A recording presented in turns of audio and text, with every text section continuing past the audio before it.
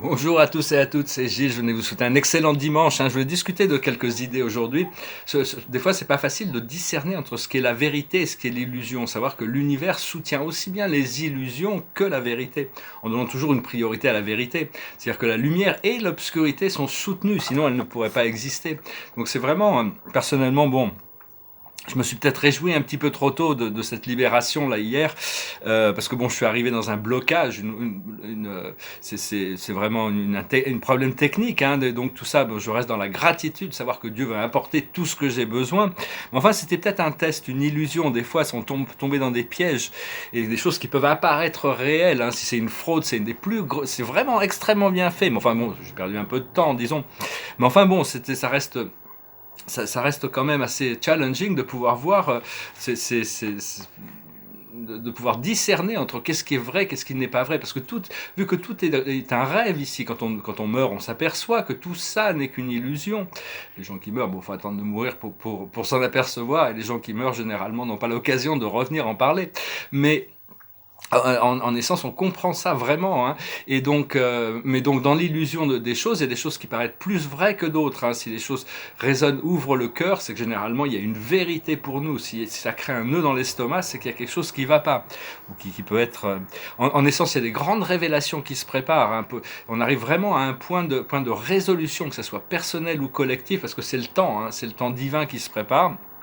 Comprendre que la cause de la souffrance humaine, ça ne veut pas dire que bon, toutes ces énormes souffrances humaines ne viennent pas de l'humanité, ne viennent pas de la famille de la lumière, elles viennent des frères de l'obscurité. C'est des êtres sans âme qui sont très intelligents, mais qui dominent ce programme, qui sont associés à des extraterrestres négatifs, des reptiliens, et qui mais enfin vraiment il faut lâcher prise sur tout ça, il faut vraiment chercher sa propre liberté, parce que tout ça c'est permis par la source pour offrir un contraste dans l'expérience, parce que les mots nous enseignent quand même des choses, mais beaucoup moins que notre expérience. Pourquoi Dieu, voilà, je me demande pourquoi, j'essaie de poser la question, pourquoi il m'avait guidé à passer à travers ce machin, si à la fin les roadblocks, ça arrive nulle part. Mais bon, c'était une expérience, c'était une sorte de piège, c'était bon. Et donc ça, c'est de savoir que toutes les forces sombres de l'univers sont permises par le Créateur, parce qu'elles participent à l'expansion de l'univers, à l'expansion de la conscience. Ça nous permet vraiment de devenir plus, de faire briller cette lumière plus, parce qu'on a été confronté à ces forces sombres. Et donc, parce que pour le moment, on nous permet de voir et d'avoir l'expérience de toutes ces fausses croyances et fausses pensées. Disons que, bon, pour nous, ça y est, on commence quand même à avoir un peu plus de discernement et de clarté sur ces choses, mais l'humanité va bientôt, tout ça, ça va remonter. Et tout ce qu'ils ont tenu pour réel, pour bien, pour vrai, pendant toute leur vie, tout va être remis en question. Donc ça va créer un peu une sorte, ça va être assez pénible à réaliser pour beaucoup de gens, parce que le corps de leur croyance va être remis en question avec ces révélations qui arrivent. Parce qu'il y a beaucoup de gens qui tiennent ces fêtes pour des réalités, alors qu'en réalité, on va s'apercevoir il y a beaucoup d'illusions qui sont maintenues dans la conscience collective. Alors c'est ok de prendre la direction des choses. Au plus on prend la direction des choses, au plus l'infini, au plus les possibilités deviennent expansives. C'est-à-dire que bon, faut pas être resté trop. Ça ouvre des nouvelles perspectives. Et c'est complètement acceptable de se trouver inspiré par les autres, mais il faut pas se dénier notre lumière intérieure, notre vérité à l'intérieur. Toute la réalité est en train de changer très vite, tout change très très vite, et donc même nos émotions, nos pensées, tout ça, le temps est compressé, les choses accélèrent à une grande vitesse. Donc je vais tirer quelques cartes là pour voir un peu pour ce week-end. Donc là, je sens que tout ce que je veux va arriver de toute manière, donc même si j'ai perdu un petit peu de temps avec quelque chose. Donc j'étais un peu enthousiaste par rapport à quelque chose, puis bon, finalement, clac, clac, clac, c'est un petit peu, c'est un peu, c'est des illusions, ça part généralement en fumée, il n'y a rien derrière dans ces illusions. Donc, mais enfin bon, il faut essayer de comprendre comprendre les tenants et pourquoi on passe par cette chose-là, et des fois il y en a besoin de discerner, d'ouvrir notre esprit. Alors la situation, c'est le jugement dans le passé. Dans le présent, c'est la compassion. Je laisserai les interpréter intuitivement. Et dans le futur, c'est le travail. Donc on se prépare vraiment pour travailler. Les choses sur lesquelles on travaille, c'est la libération. Et l'aboutissant, ça va être la détermination. Notre volonté est en train de s'auto-déterminer, hein, ce programme intérieur. Je voulais dire, si vous voulez une session privée, n'hésitez pas à m'envoyer un email, je fonctionne par donation. Puis je vous remercie pour vos partages, vos likes, vos commentaires, vos souscriptions, ou des donations pour soutenir la chaîne. Si vous désirez le faire, je vous remercie, hein, c'est encore utile. Je pensais être libéré avec ça, mais bon, j'ai encore un petit peu de... Enfin, je sens vraiment que tout ce que je veux va vraiment arriver, donc je reste vraiment dans l'enthousiasme et la gratitude dire merci à Dieu toujours, hein, de toute manière, enfin à la source qui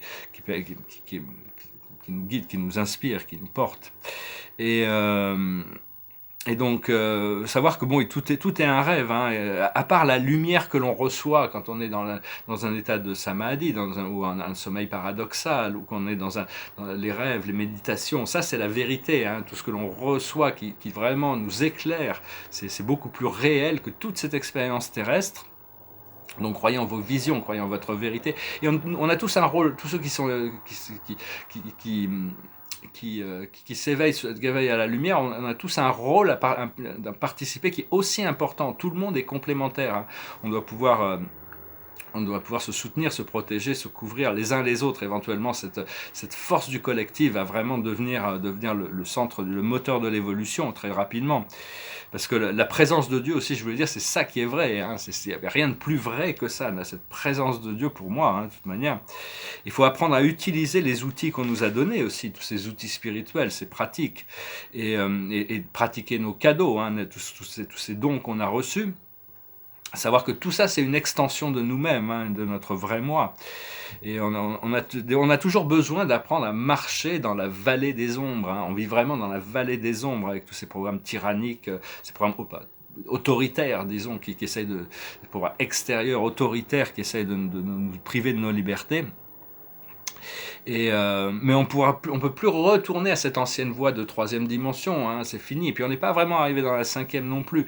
Il ne peut pas revenir en arrière. Donc mais on continue à vivre dans le monde physique, mais on doit intégrer, on doit continuer à aller jusqu'au bout de ce procédé pour trouver cette intégration. Et je tiens à quelques cartes pour continuer un peu ce message du dimanche. Là, j'ai un peu distrait. Il y a un très beau documentaire sur Raphaël, l'artiste de la Renaissance. Là. Ouais, je me suis dit, je vais faire ces vidéos. Alors la plus haute sagesse pour nous aujourd'hui, c'est la nouvelle vie. Il y a cette nouvelle vie qui se prépare, hein, donc faut se préparer. Il faut garder le champagne au frais si vous pouvez, parce qu'il y a des choses qui vont vraiment nous forcer notre cause, cette célébration, cette liberté. Ce que l'on doit comprendre, c'est l'heure du départ. Ce que l'on doit faire, c'est l'être équitable, rester harmonisé, rester balancé, rester juste, rester droit, rester juste. Et l'aboutissant, c'est un heureux hasard. C'est-à-dire que bon, les circonstances vont faire que il va y avoir des hasards heureux qui vont nous permettre d'aller dans cette croisée des chemins. Hein. Et pour ça, pour finir le procédé, c'est important c'est pas notre moi passé ou notre moi présent qui sait comment finir le procédé, malheureusement. Pas malheureusement, c'est comme ça. Par contre, notre moi futur connaît déjà l'aboutissant. Donc, appelez votre moi futur, demandez à votre moi futur de finir le cycle pour vous. Hein. C'est vraiment, on a toutes sortes de moi futurs. Il faut demander à notre moi futur de compléter le procédé pour nous.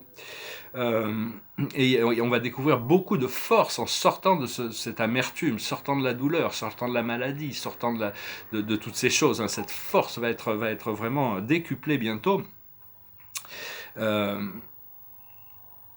Voilà, oui, ça j'en ai déjà parlé. Je veux dire, on peut pas vraiment découvrir le monde comme une illusion tant qu'on vit dans l'illusion. Hein. On a l'impression que ce monde est rendu réel, hein, quand même. Hein.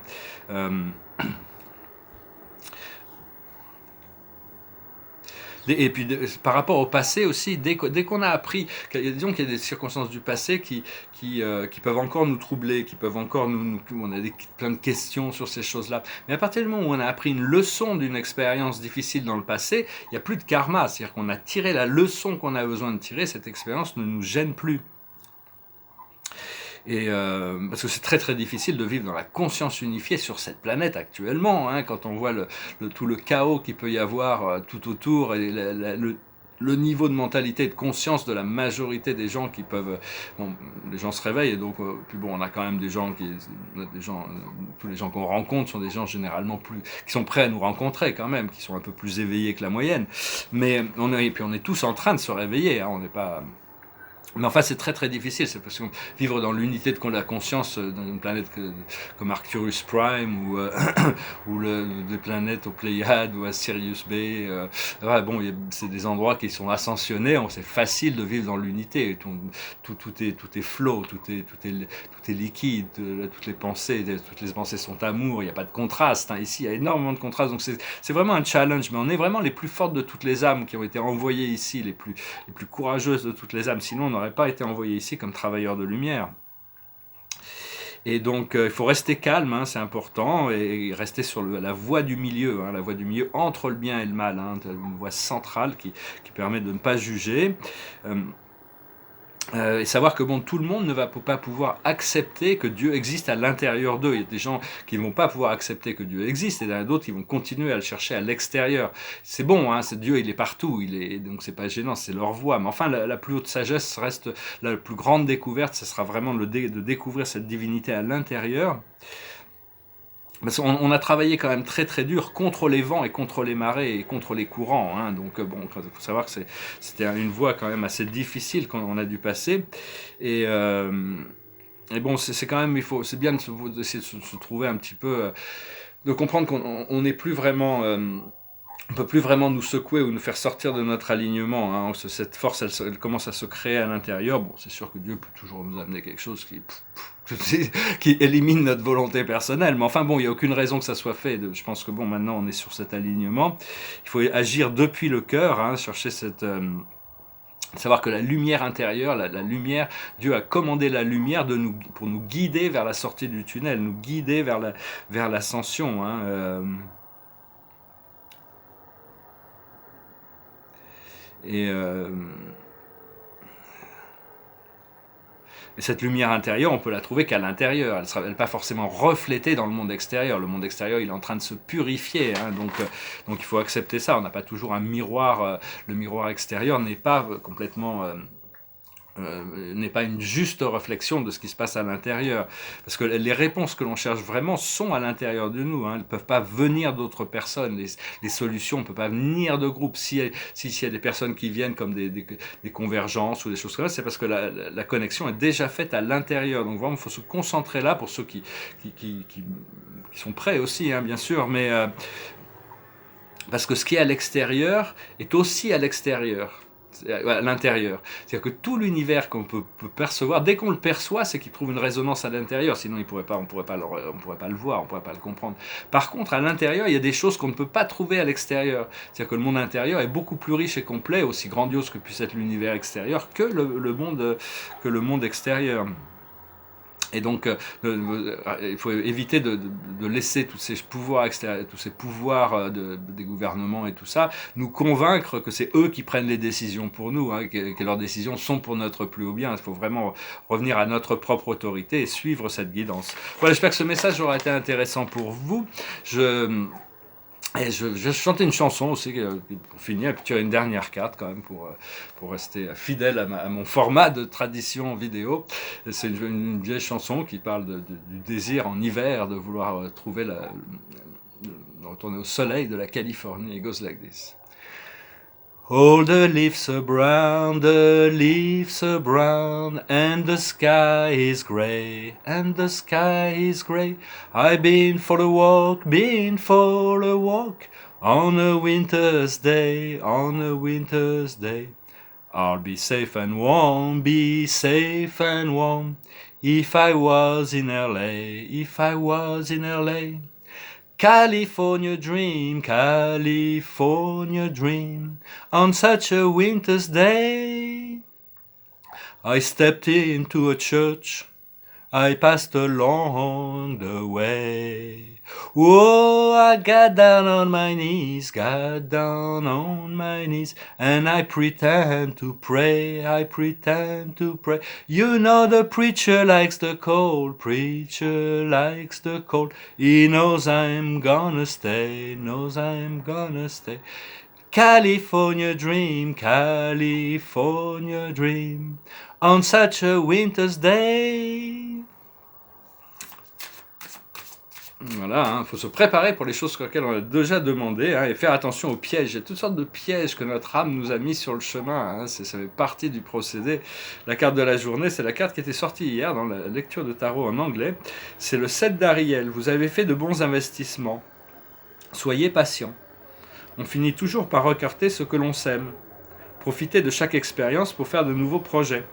Donc voilà, il est bien ancré dans son magnifique jardin avec la belle Ariel qui est avec lui. Donc c'est-à-dire que bon, il faut être patient, les choses arrivent de toute manière. Godspeed. Voilà, je vous souhaite une excellente journée, je vous dis à très bientôt. Namasté.